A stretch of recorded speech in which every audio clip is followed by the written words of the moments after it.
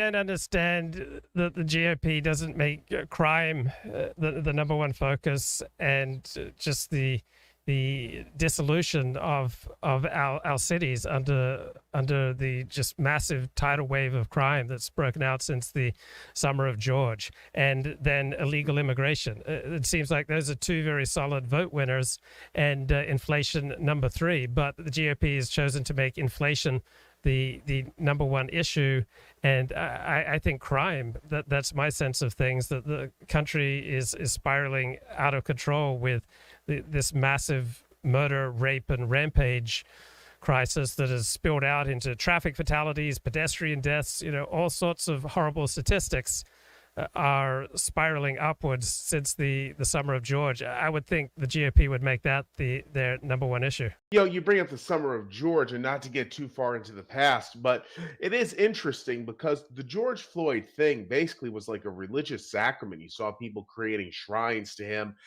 people engaging in vigils, doing all these things that people would do basically to venerate a persecuted saint.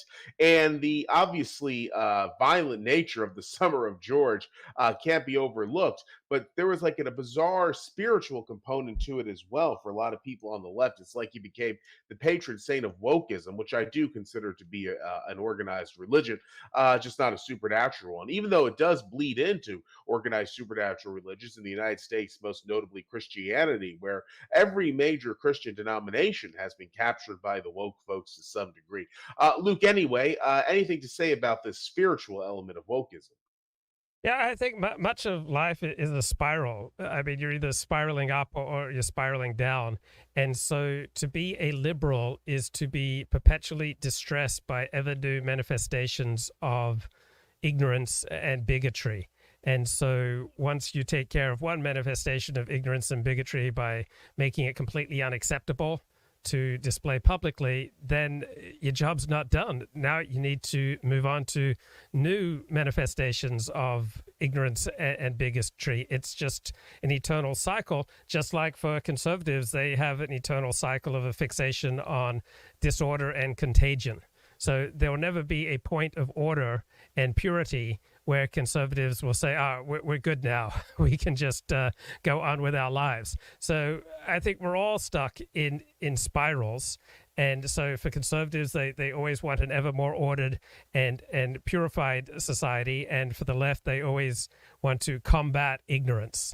And so George just played into the left-wing need of saying, hey, look how far we have to go to educate Americans away from their woeful ignorance about race and the police. They're just so racist, and our society is just oppressing black people and holding them down, robbing them of opportunities. We need to do better. Without that kind of jihad, there's no energy in liberalism, just like for a Christian, right? Unless he's out there spreading the good news of Jesus Christ, where would he get the energy and enthusiasm? Do you think Christians can be filled with passion if they say, okay, my belief in Jesus is a good path to the transcendent for me, but I don't feel any obligation to share it with anyone else?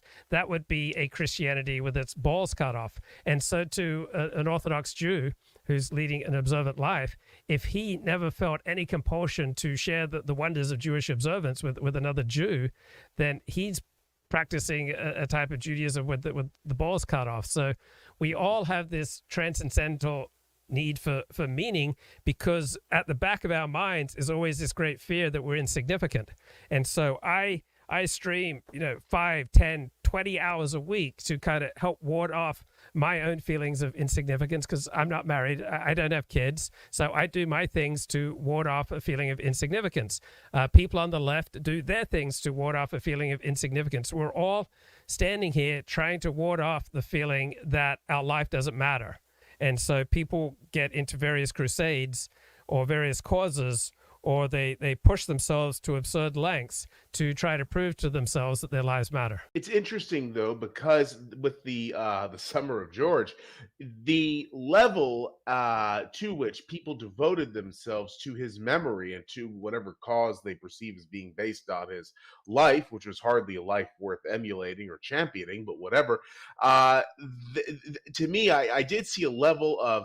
It looks obviously like something that comes out of Christianity, being infused into these protests in favor of justice for Floyd, including organized chants, that sort of thing, people reciting verses as to what they believe, so on and so forth.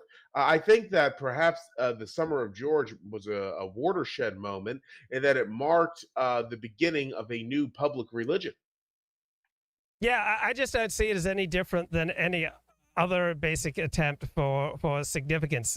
I mean, that's what it is at core. So if I were to lay out to someone who wasn't already a believer the fundamental tenets of Judaism or Islam or the Mormon faith or Roman Catholicism or Seventh-day Adventism, anyone who wasn't already a believer would find it absolutely ridiculous. If I said, oh, the angel Moroni came down here and buried these plates of gold, or that there were these 2 million people who were led through the desert and led through the Red Sea, and God provided food and water for them for 40 years when they lived in the desert, or God sent his only begotten son to come to earth to die on a cross to save you from your sins.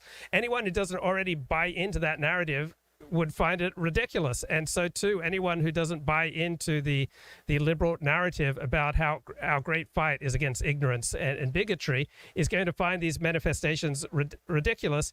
But every cause looks ridiculous to someone who's not a true believer.